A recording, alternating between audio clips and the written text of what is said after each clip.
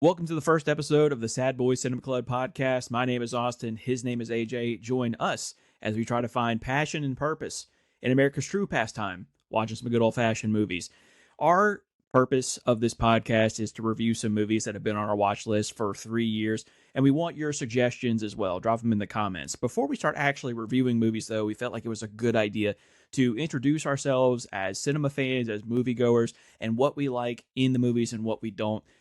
First of all, AJ, how are you doing? And after that, tell me how you got into theater, how you got into watching the movies. I'm doing great. Happy to be here. So that's always a plus. So I got into movies. I had a little bit of a white trash upbringing. My parents used to sell bootleg shirts at the drive-in theater, or it was the flea market in the day, and then at night it turned into a drive-in theater. So I remember those are really some of my earliest memories when it comes to going to watch movies. What draws me to the cinema is I've always kind of loved just watching movies, especially like really bad movies. And so a lot of the movies that I'm gonna pick for us to watch are gonna be what most people would consider a bad movie. If you look at my letterbox, all my scores are like 5 stars for like these god awful films, but like the critically acclaimed films, I'm like, I don't know, that just didn't do something for me.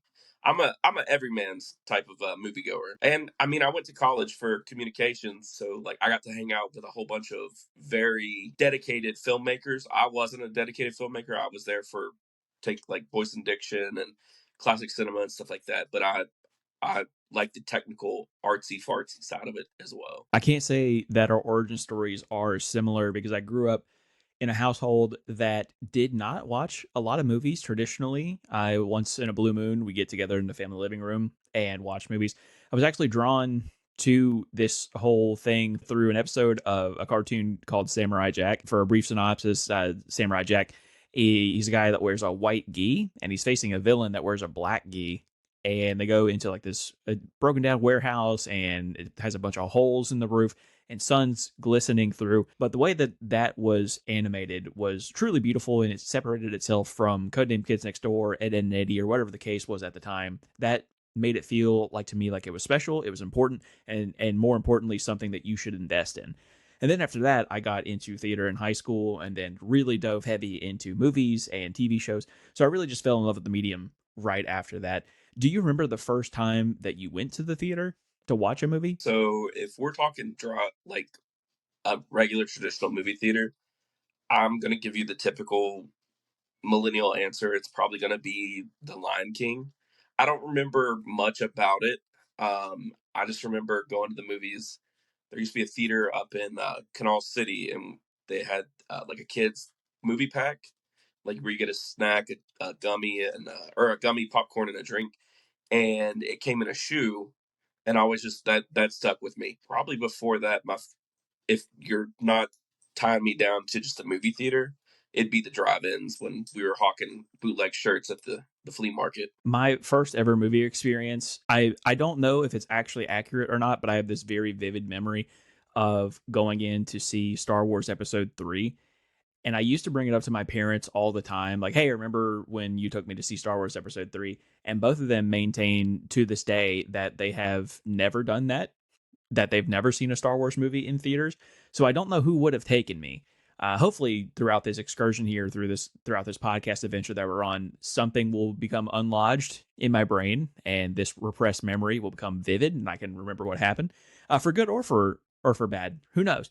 But that's definitely the first one that I remember. And then, of course, my birthday is in December, and especially during the time that I grew up, the December releases were the Harry Potter movies, they were the Star Wars movies, they were the Lord of the Rings movies. So I was going to a movie on my birthday all the time, no matter what, and I tried to sprinkle it in. One of the best things about the movie, though, at least in my opinion, is the concession stand. So I got to know, what's your go-to concession order? My go-to concession, you got to get buttery popcorn, and then usually like a Coke or a cherry Coke.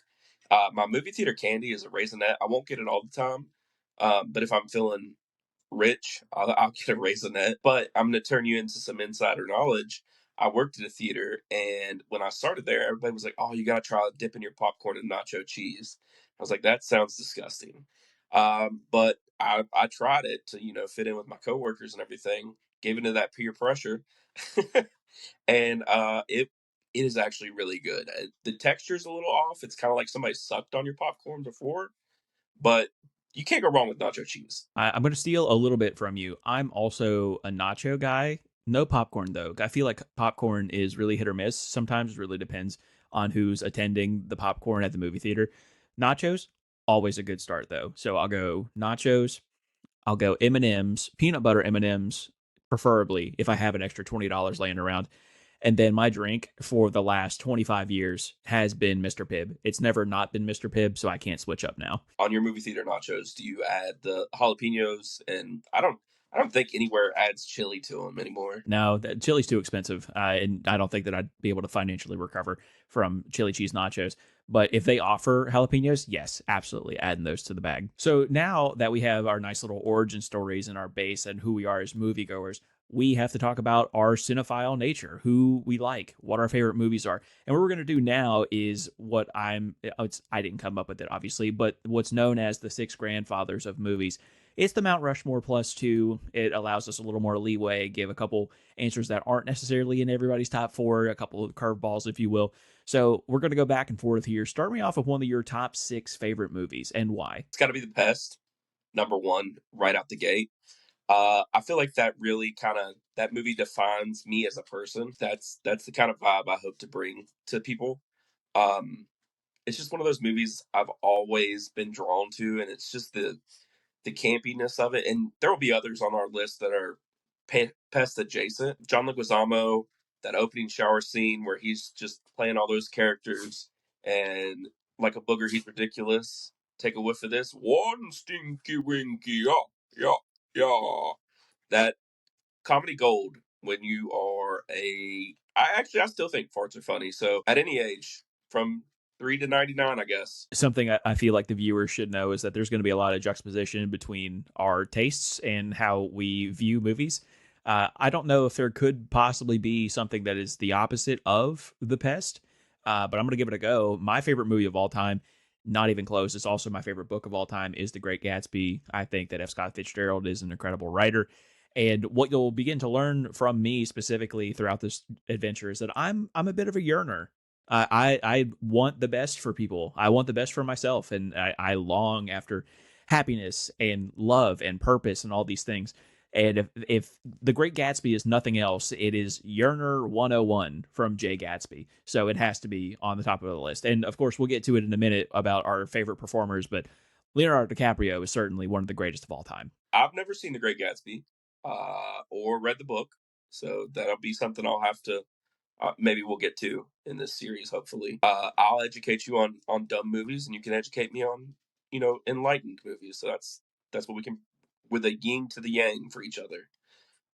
My second favorite movie of all time, it's got to be the Super Mario Bros. Again, John Leguizamo plays Luigi. It's the live action Super Mario movie. There's Goombas. There's people that are turned into like dinosaur people, and it's just amazing. And a lot of people, like, if you're like, "Oh, I love the Super Mario Brothers movie," they're like, "Oh, you mean the one with Chris Pratt?" No, not that one. I don't even know the guy who plays Mario, but he's perfect for it. A little behind the scenes action and a little inside baseball for the viewer here. AJ and I used to work together in an office setting, so far on this list, AJ is 2 for 2 on movies that he made me watch. He bullied me into watching. AJ kept telling me about this Super Mario Brothers movie, and I tried to be coy, like, "Oh yeah, I'll get to it eventually. I'll watch it. Just give me time. It's on my watch list." And then I think for like Christmas or my birthday or something like that, he literally just bought me the DVD. And at that point, I felt obligated to sit down and actually watch it. If someone's going to go through the trouble of buying a physical DVD to hand to me, I feel pretty indebted to that person to give it a try. I thought it was fine. That's really all. That's really all I can give to it. Again, the juxtaposition here. I don't think that there is a true opposite to the Super Mario Brothers movie from the 90s. But another attempt that I will make is Nightcrawler, starring Jake Gyllenhaal. Jake Gyllenhaal is one of the greatest of all time, is an actor of a generation. And I mean, his performance in this was incredible. The yearning aspect, the drive, the passion to be the best that you can be. Also, the way that I stumbled upon the movie was a little comical, and I think that plays into why I like it so much. I used to live in Lexington, Kentucky, and when this movie came out, I was pretty offline. I was pretty off the grid. So I went to the movie theater, saw the poster that said Nightcrawler, and I thought, "Oh, I like the X-Men movies. I didn't know they made a I didn't know they made a Nightcrawler solo movie. Let's go watch that." And it took me about 20 minutes to realize that that's not what we were talking about in this movie, but I stuck it out and very grateful that I did. Truly one of my favorite movies of all time. Jake Gyllenhaal is incredible in it, and it's never lost its watchability factor for me. I've probably seen it like 30 times at this point. I wish you would have went out to the lobby and complained and been like, "What the hell did I just watch? I thought this was Nightcrawler. I thought he was an X-Man, a blue man. What's going on? You give me this movie right here. This is totally not Nightcrawler unless they're taking some liberties and, change his origin story. It's the prequel to before he gets mutated, I guess. Yeah. Yeah, I guess. Yeah, I feel like I could have been a really good Karen in that moment, but ultimately, I'm glad I just sat in my chair. We're on pick 3, right? Yes, I'm gonna go the Green Room. And that's very different from the movies that I've mentioned already.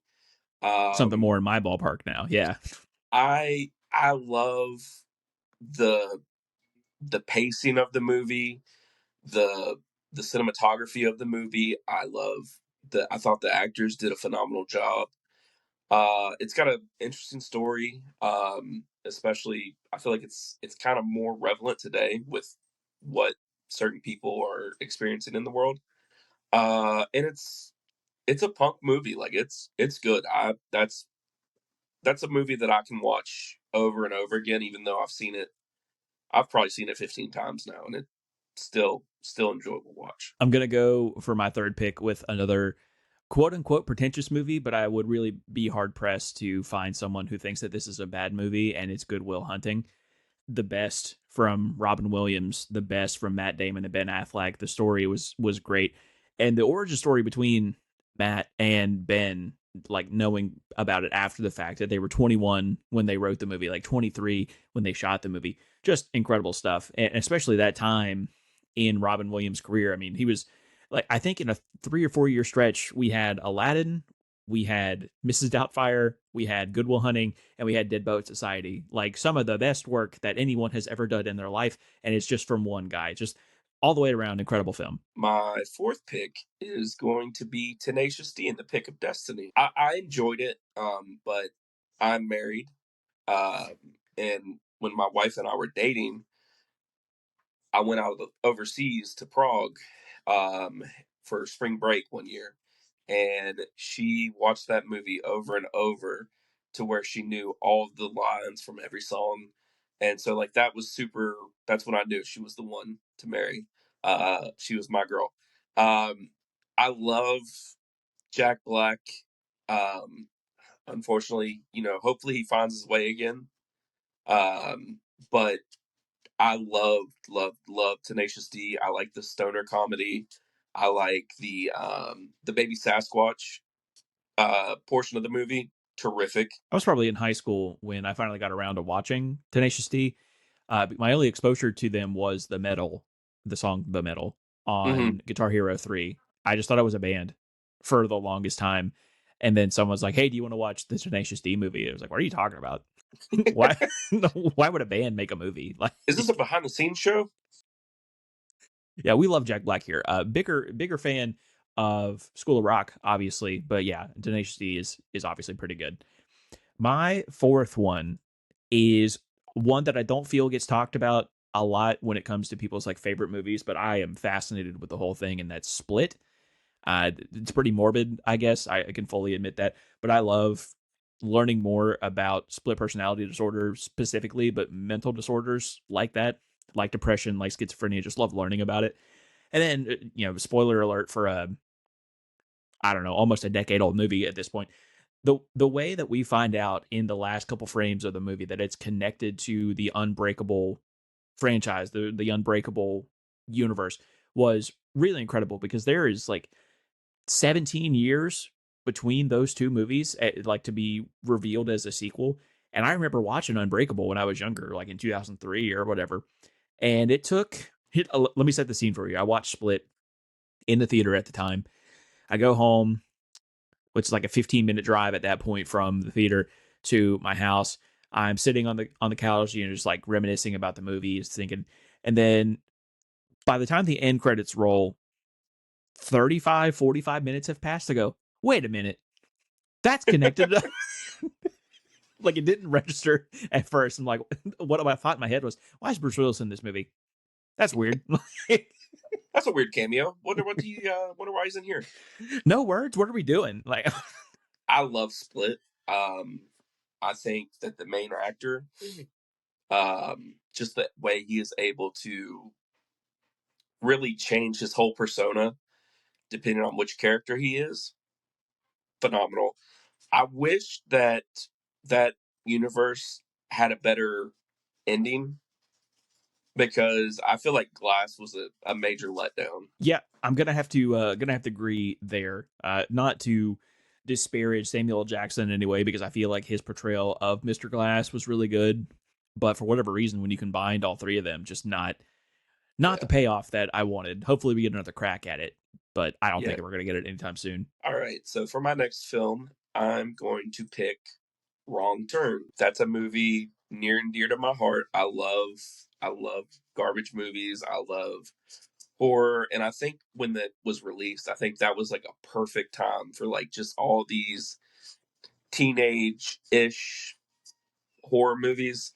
Um, it was supposed to be based in West Virginia, so shout out to WV. But yeah, I always loved it. And honestly, I'm a fan of every Wrong Turn. I think they're up to 7 now. Watched every one. I own the last one that they just did, and it was supposed to. I think it was kind of like a remake of the original or a reinterpretation. It was good. It was different, but it was good. Yeah, also a big fan of the Wrong Turn movies. I don't do great with horror movies, not for the reason that a lot of people think.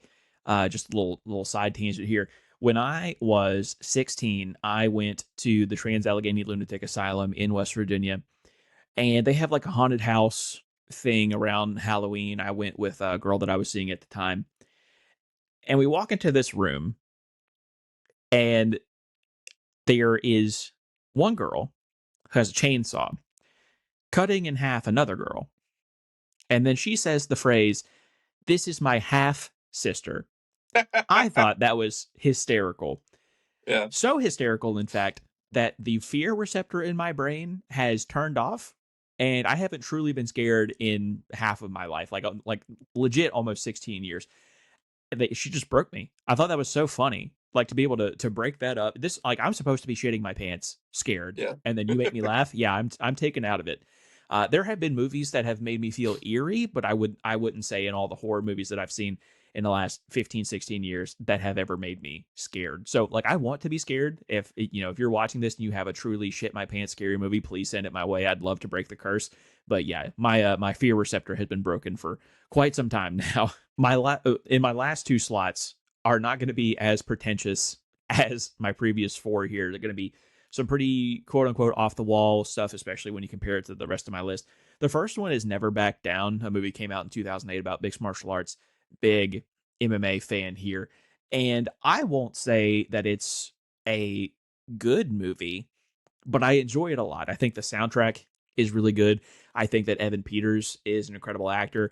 Amber Heard is in it as well. I didn't know that while I was watching the movie when it came out, but I learned that like 10 years after the fact. And the main character, Sean Ferris, hasn't done a lot as far as Hollywood goes. He's mostly a Hallmark actor now, but I think that the whole movie really comes together.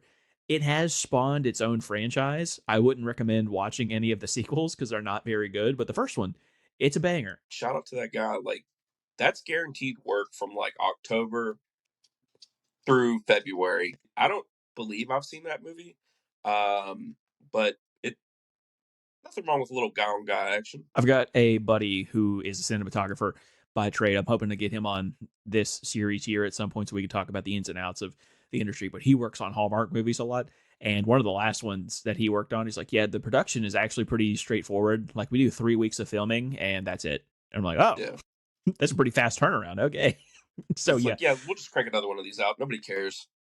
shout out to Rob Moore. Hopefully going to have him on soon here. But go ahead and give me your last slot and then I'll get to mine. If you know anything about me, it's Howard the Duck. I my name was supposed to be Donald Howard, when I was born, but my mom told my dad, I'm not naming him after two ducks. And I think since then, I've always just loved Howard the Duck. Probably watched it a little earlier than I should have. But without Howard the Duck, we don't have the Marvel Cinematic Universe. So hold your head up high, King. There's something about the movie, the duck in the bathtub scene, the duck falling in love with a human woman, the end scene where there is the rock off, like the rock concert, phenomenal. I don't know why they kind of try to pivot away from Howard the Duck so much because honestly, banger movie. I will say this is another movie that you bullied me into watching. I will say that Howard the Duck, the song, is an absolute banger. I thought the movie was fine. Also, I don't necessarily have a problem with the duck falling in love with the human. That's kind of like a natural reaction. I did have a problem with the human falling in love back with the duck. That's where I drew the line in the movie. That's where it took me out. You keep saying I bullied you into these movies. I would like to think it's like the education of the talented Mr. Ripley. I've opened your world to these phenomenal masterpieces. I'm not sure if I would go that far and to say that that's what this movie was, a phenomenal masterpiece. But yeah, Howard the Duck, the song was pretty good, and like, who doesn't love duck boobs? Am I right? All right, and then my last one here. For those who potentially know me for any of my other social media adventures, I am a basketball content creator. I am a big basketball fan, so I felt wrong not putting a basketball movie on this list. And while I could definitely talk about great basketball movies like Hoosiers, like Hoop Dreams, like Coach Carter, things like that, my favorite basketball movie of all time is Joanna Man, and I will not apologize for it. I think that for a movie that came out in the early 2000s, it's relatively progressive. I think that Miguel Nunez is incredible. Vivica A. Fox was one of my childhood crushes growing up. I think the whole movie is a 10 out of 10, and I will not be told otherwise. Yeah, I think I've only seen Joanna Man once, but it was a good film. I thought it was you're absolutely correct. I think for the time that it was made, it's aged relatively, scot free with any like, oh God, I can't believe they put that in the film. Um, so yeah, I think it's a good movie. So that's our six grandfathers for our favorite movies. That gives you a little bit of a taste of who we are as moviegoers. Next, we're going to talk about our top three favorite performers of all time. And instead of going back and forth, just give me your top three here. Who's in your pantheon of your favorite actors of all time? Jim Varney, he's a great physical actor. Grew up watching all the Ernest movies and absolutely loved them to the point that in high school we were supposed to do a book report, and I got you could pick a book, and it was one of the options was the importance of being earnest, and so I got that, and I was like, hell yeah, a book written about my hero, the icon, Ernest P. Worrell. That book could not have been further from that. I think it's about a salesman. I got maybe 15 pages in, and I was like, this is not what I signed up for. I think I got an F on that. So it was a great way to start off my high school career. Second best would be Denzel Washington. I think he's just got like such a huge range of characters that he can play, and I think he is one that's when he's gone, whenever that is, I think people will be, just devastated because of all. I mean, he's been a part of everybody's life growing up, watching so many of his great movies. And then my final one, I think it's got to be Julia Roberts. Growing up, my grandfather loved her. He called her Lips. So we always watched all the Julia Roberts movies. And I really have enjoyed her work, and maybe it's the sentimental part, thinking about my grandfather and stuff. But yeah, I've always enjoyed Julia Roberts films. Mine, two of them already we've mentioned before in passing.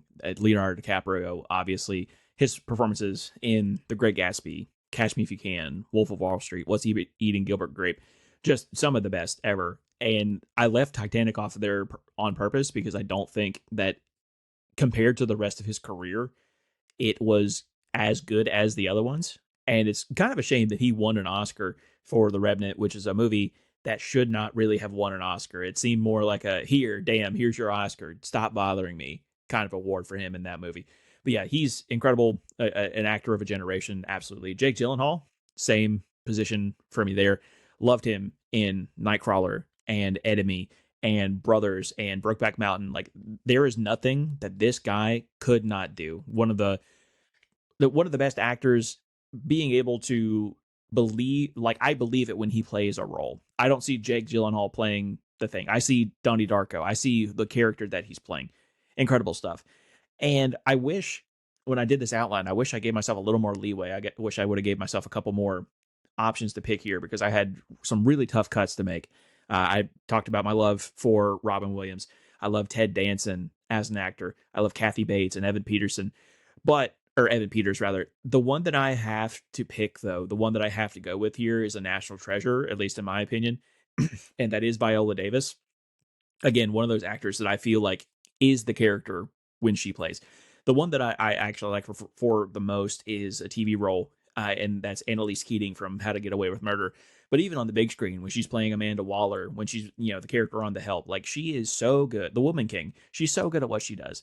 I don't feel like she gets talked about enough, and she gets talked about a lot. So again, much like Denzel, whenever she is gone, whenever her time is done in the acting space, we need to make sure that we appreciate the career that she had. I love The Help. Phenomenal movie, and just she's awesome in it. But like honestly, I don't think there's any weak actor or actress in that movie. I think they all carry that movie extremely well, and I'll do a spectacular job with it. We've talked a lot about the positive things about the movie experience. We want to get a little negative here, not too much. I want to get a little negative here.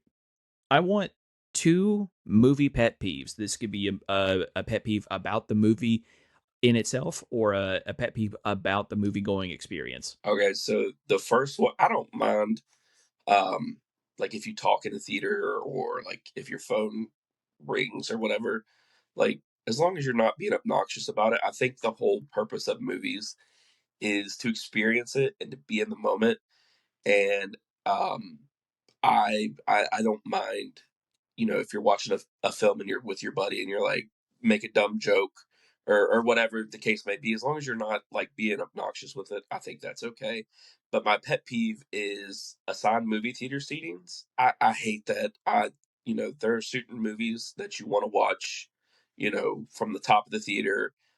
You would never catch me in the bottom looking like this. Watching a movie just wouldn't be worth it. So my second pet peeve with the theater, it's got to be adults who dress up for the movies, like full cosplay. When I worked at the theater, in the beginning, it was kind of cool to see like Iron Man or like, whoever in the theaters. But like after a while, it kind of just got stale and just annoying because then if people didn't complain about it and complain about it being a distraction, I wouldn't care one way or the other. Have fun, enjoy your time at the theater. But the amount of headaches that I got as a manager working in a theater from people complaining about just anything they could about the movie going experience because of the costumed patrons was just not worth the fight. I actually haven't seen a whole lot of people actually do that, do the whole thing. But the only time that I've ever even been to a movie that was so big that would warrant something like that was when Endgame came out. And I actually think I was just so excited that I didn't notice if anybody did that because I mean I was the first one in line. I did a previous pet peeve that you talked about and sat in the front row, so I saw nobody else but me and the two people that I was with. So there's a chance that all that happened. I just was too laser focused to mention or to see anything. I also have two pet peeves. One is about the movie going experience, and the other one is about movies in general. The movie going experience has only affected me since I moved down to deep South Georgia. I don't have a Regal or an AMC or anything like that close to me unless I want to go to Jacksonville, which is a hour and 30-minute drive for me. So my local theater is a Georgia Theater Company theater. Stop opening the theater at noon or 1 o'clock. I want the experience of waking up, getting a shower, going to the movie theater at 8 o'clock, and then having the rest of my day to do whatever I want to do. I had that watching the Regal Theater where we were both of us were pretty close to. I loved that theater. And it wasn't as fancy as the marquee. It didn't have the laid back recliners in it, but it opened at 8 o'clock. And if I had a weekend Wednesday, I could go and watch a movie and be done by 10:30 and have the entire world at my fingertips at that point. But now I have to sit around and wait until noon, go watch this movie. I'm out of there probably by 3 now, but the day's half over because I waited so long to even watch the movie. I don't have enough time in the day now. So, if I can make one complaint directly to Mr. Georgia Theater Company, open your stuff up at 8. You are definitely like the old people who used to come to our theater. Even though we opened early, they would just be there at the door. Let me in. Like it was comical because like they would call. Did you try that method? Have you tried calling to see if they're open yet? Yeah, Just be like, let me in, please. they don't pick up the phone even if I'm watching them do nothing. Uh, And the thing is too, because movies aren't 90 minutes anymore. Like they are these Yeah. 2 hour long, 2.5 hour long excursions. Like I want to go watch Project Hail Mary. It's still playing in my theater, but it has two start times, 4 o'clock. I'm still working, so I can't go to that one. And then the next one's 7:30. I wouldn't get out of the theater until like 11. Like I can't do that. So I need an option to watch it early in the morning to be able to do what I need to do. But no one ever is going to listen to me. And I've never worked in the movie theater. I've never seen the books. It couldn't cost that much to open it up that early to have two employees on the clock to do that. Like there's no way it costs that much. So movie theaters make their money off concessions. So unless you got like selling breakfast burritos, or I would you've buy got like nachos at 8 o'clock. You underestimate me. I think that is where they're like, okay, nobody's gonna buy anything. Like nobody wants a gallon of cola at 8 a.m. Like, I mean, I would drink it, but like, I'm in the minority on that. Mr. Georgia Theater Company owner, if you're listening, challenge accepted. Open it up and I'll show you what can happen. The other thing that really bothers me is about the movie like making experience. I miss the days where all we had at our disposal was filming on location. It pisses me off so much when immediately when a movie starts up, I go, that's on a green screen. You aren't touching physical things. Why are we doing this? And I understand some movies why it's not possible. Like obviously we can't watch Interstellar and go to this other planet. Like that's not a feasible thing to do. But what I think is really charming is what I've seen in the Dune movies. They went to sand dunes. The actors had sand run through their fingertips. It was a physical experience, and you can show that through the movie. I wish that we could only go back and film on location in with the very limited exceptions where you have to go interplanetary. I just bring back physical locations, please, for the love of God. I think one of the big pushes for the green screen, and it's not because I don't think they have the location. Like, there's location scouts, you can find stuff. I think they look at it as a cost saving measure, and I agree. I think if you can go on location, go on location. Um, it just adds a more of a realness to the whole system. Before we start plugging our socials and what I reveal our first movie is actually going to be, I want you to give me your perfect movie. Imagine you have an unlimited budget. Give me a couple characters, give me a couple actors, and what's the plot of your movie? All right. So I'm a big John Brown fan. I'm also a big history fan. So I want the Good Lord or Good Bird. I think it's what Good Lord Bird. God is a terrific show. I don't have Showtime anymore, so I can't watch it. But it was great what I saw. And Ethan Hawke did an amazing job as John Brown. He really brought that fire and the radicalism to the screen. But I need a movie about the raid on Harper's Ferry, the lead up to it, the raid, and then I think you also have to go into the aftermath of the trials and the executions and things like that. Because honestly, I think the reason we know so much about John Brown is the fact we grew up in West Virginia. I think if you talk to somebody who lives I don't in Florida, they probably don't care or know that much about John Brown, even if they've even heard of him. And I think that's honestly that's a disgrace. So looking at my list, I had to write it down. John Brown would be played by Willem Dafoe. I feel like he could really harness. I didn't want to do Ethan Hawke because I didn't want it to just be like a copy and paste of the TV series. Um, one of his accomplices, Shields Green, um, Danson Idris. He's Franklin in Snowfall. I don't know if you've seen that. John H. Kagi, another one of his accomplices. Jesse Plemons, I think, would be killer in that role. Robert E. Lee would be Stephen Lang, the guy from Don't Breathe. Israel Green would be Michael Imperioli from Sopranos and White Lotus. And then Jeb Stewart would be Tom Pelfrey. I don't know if you're familiar with his work. I discovered him through the series Task on HBO. If you haven't watched that yet, you got to check it out. Like it's really solid, and I'm happy it got picked up for season 2. But yeah, that's my movie. It would be John Brown, uh, his raid on Harper's Ferry. Yeah, I would watch that for sure. Mine is totally a little different.